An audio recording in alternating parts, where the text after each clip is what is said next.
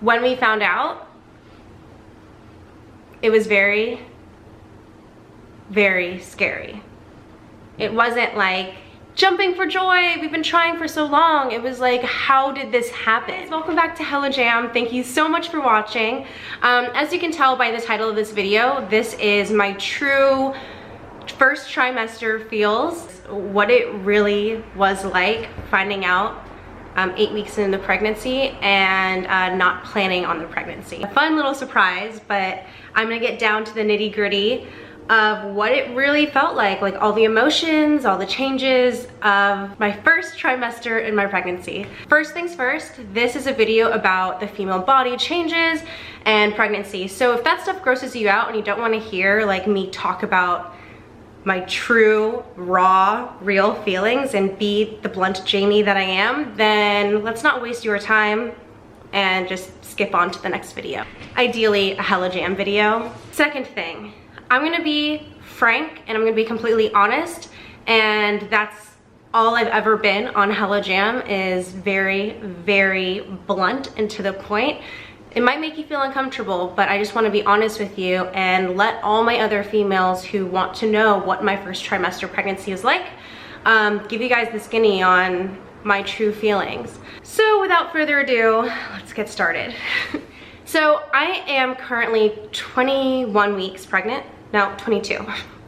Kind of lose track. So I'm currently 22 weeks pregnant, and for those who are like, I don't want to do the math, don't worry, I got you covered. That is 5.5 months pregnant, which means that I'm more than halfway there. It took me a while to film this video, or to build up the courage to film this video, because it's a very, very sensitive time. And I know I've been dropping my vlogs and some thrift hauls and some videos of, you peeking into our everyday life during this really monumental time, but I haven't really been that vocal and raw with you guys about how finding out I was pregnant really, really affected me.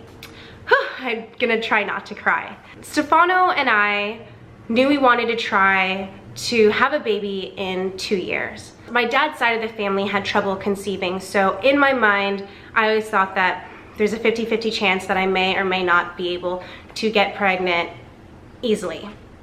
And I know that once I found my partner, Steph and I were fully transparent with each other that we did want to try within the next 2 years. Because I wanted to get birth control out of my system and I didn't know if I could get pregnant, I decided to get off of birth control.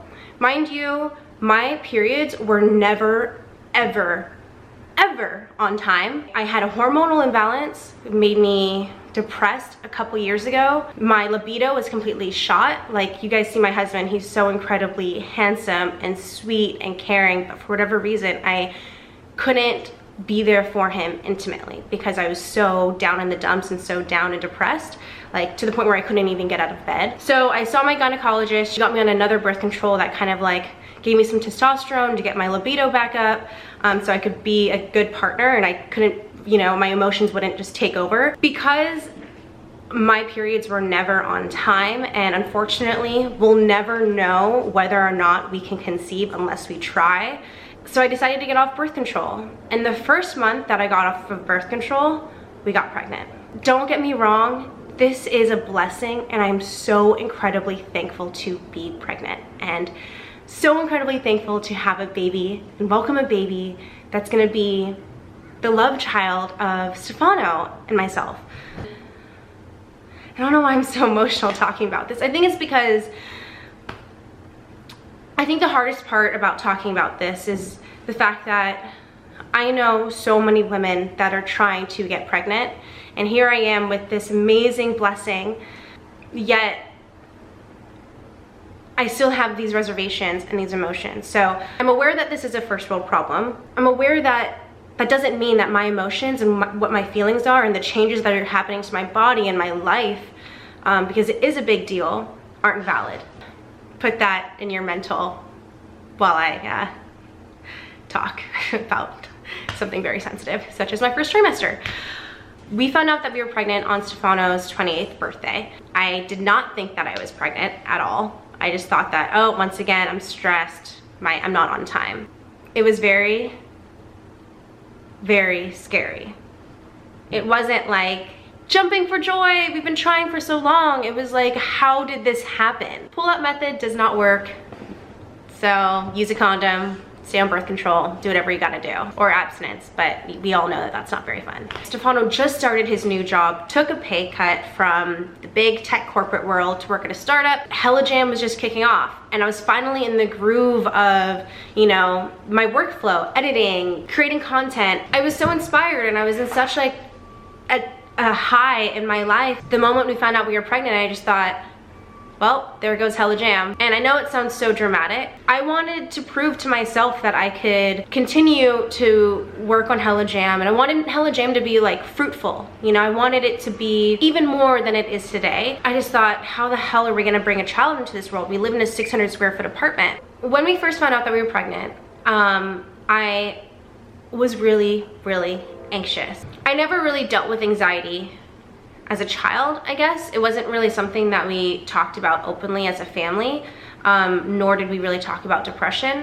Starting your career and starting this YouTube channel and trying to prove to everybody that I'm gonna make this work and that it's not just some type of like hobby was definitely hard on me emotionally. It was the most lowest I've been thus far, as well as the most triumphant, being able to deal with the, you know, hurdles of what comes along with just being a self-employed creative. So let's be real here. What people don't talk about when they find out that they're pregnant is they don't talk about how they really feel. Everybody talks about how they're excited to have a baby and yeah, I'm ready. But at the same time, nobody really talks about how your hormones are at an all-time high, higher than, you know, the worst that you've ever dealt with, PMSing.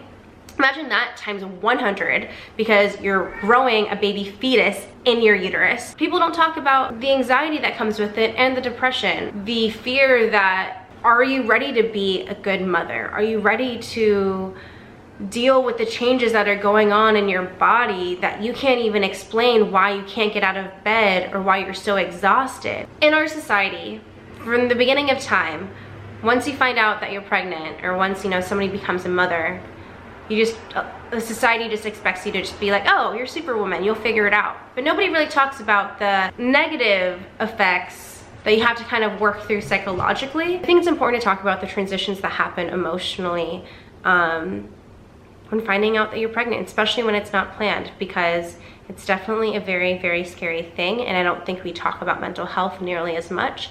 And I just don't want to lie to you guys. Like, that's how I really truly felt. And once I overcame that, which is, you know, once I overcame my anxiety and depression, then it was just smooth sailing. And it's gonna be an up and down battle. I mean, I think that this is also part of just becoming a mother, is just kind of dealing with the emotions, dealing with the changes that's gonna happen, because that's what's gonna happen when the baby comes. In my case, I had just gotten to a very comfortable and happy place. I had just gone through the lows of life and kind of emotionally, psychologically felt happy to be myself and confident again. For me, it was just like, how am I supposed to raise this child? How am I supposed to quit HellaJam? How am I supposed to just give my everything to this child?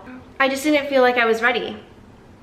And it's crazy because I'm 28 years old. It's not like I'm like 15 and pregnant. When we found out, Steph and I were both holding each other in shock, like trying to keep it together. Once again, it's a complete life change. You know, we were paying $1,200 a month in some small little studio in San Francisco. We had just moved into the apartment, just gotten a puppy. We're planning on staying there until we like buy a future house. We were holding each other and he said, Jam, it's okay to be scared. It's okay to be anxious. It's okay to be sad. But it's also okay to be excited. It's okay to be excited for this next adventure. And that, ladies and gentlemen, is a good partner. Because for him to just hold me and just tell me like everything's gonna be okay, we've got this. I just thought, why are you scared, Jamie? You are in a beautiful, healthy, supportive relationship. You have family who live near you that can always help out. You are in a much better place than most other people, like for instance 15 and pregnant, it's just a blessing. And it really, really is. And sometimes you need that person, whether it's your partner or whoever it may be, just that your person to just tell you everything is going to be okay. What helped me with dealing with my anxiety was, of course, having an amazing support system, but also meditating. I was meditating a lot with my rose quartz and my fluorite crystal, as well as one of my really good friends, Jessica, does Reiki. I don't know if you guys know what Reiki is, but basically it's like energy healing. What she does is she scans your entire body, and noticed that my head was the part that needed the most work, because I was just so in my head about all of these life changes that I just needed to just calm my mind and just disconnect. After one session with her, I was just, whatever happens, happens. Stop worrying, Jamie. You cannot worry about all of these different things that happen in life. You just gotta let go and just love fully, and know that whatever happens between you and Stefano and this baby is meant to be, and you're gonna be okay. That didn't mean that my hormonal roller coaster of emotions didn't fade away. They were 100% present the first trimester, and I just felt like, is it okay to be selfish? Nowadays, women, especially in the Bay Area, women are choosing to have children later in life. For me, a selfish part of me was like, I still want to accomplish more with HellaJam before we have a child. And I think that was the biggest thing, is I felt like, how the hell am I gonna be able to juggle having a baby and doing YouTube, and then possibly picking up like another part-time job or a full-time job with a baby? And it's just like all these different types of things. It's just like, financially, did we build strong enough roots for us to be able to handle just growing another human and making sure that that person that we raise is a contributing, kind human being in this world? Because we need that more than ever.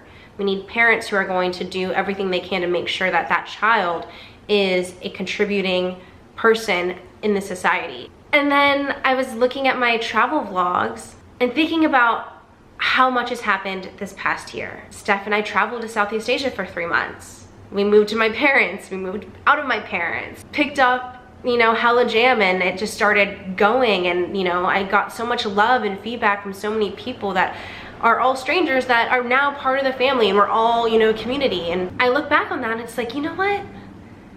You guys, both individually and as partners, handled it. You guys fucking handled it. And if you were able to live with your parents at your old, you know, at your parents' house together, or travel and be attached by the hip for, you know, 3 months straight, then you're gonna be just fine. We found out when Stefano was unemployed. He already had a job lined up for January 1st. We chose to not pay $2,000 for Cobra for insurance, because we figured we never get sick. Why not? Sure enough, that's when we found out that we were pregnant. Along with all the emotions, I think the biggest thing was just the fact that, like, who knows if this baby is okay? You know, who knows that the baby is in the right place? I just wanted to be able to get an ultrasound to make sure that everything was in line. And most miscarriages happened the first trimester. So for me, it was just like, send positive vibes and pray that the baby is healthy, and do what you gotta do to make sure that the baby stays okay and healthy. But at the same time, a part of me didn't want to be attached yet. A lot can happen the first trimester. A lot can happen the second trimester, the third trimester. Miscarriages happen all the time. And I was kind of guarding my heart from it. So that really made me anxious as well. Should we talk about the body changes? So other than like psychologically thinking that I'm crazy and out of my mind and depressed and sad and the world is crashing down, you also deal with these body changes. My boobs, what people don't tell you when you're pregnant is that your boobs get huge, they get hard, they're sensitive, and your nipples turn dark.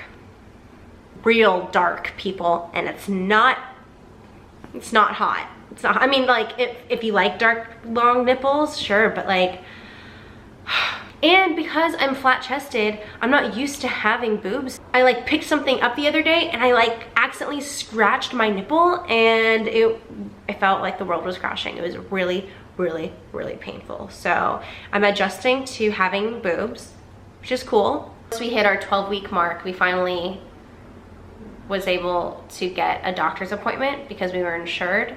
Hearing the heartbeat of the baby or seeing it and having the nurse tell me that it was a healthy, looks like a healthy baby, was just, all my worries just faded away. It was a lot of talking, a lot of rambling, a lot of real raw emotions. I'm so happy I didn't cry.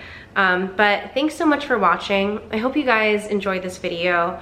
I'm gonna try and have more heart-to-hearts with you guys and really open up. I feel like that's something that I really wanted to try to bring out in 2018, was not only to be real with you, but all of my friends will tell you first and foremost that I am that friend that sits down, has coffee, and tells you how beautiful you are inside and out. And I feel like I haven't really had those moments yet. So this is my first attempt to really be real, raw, and honest with you guys about something that is so sensitive in such a transitional time in our lives. Yeah, thanks for watching.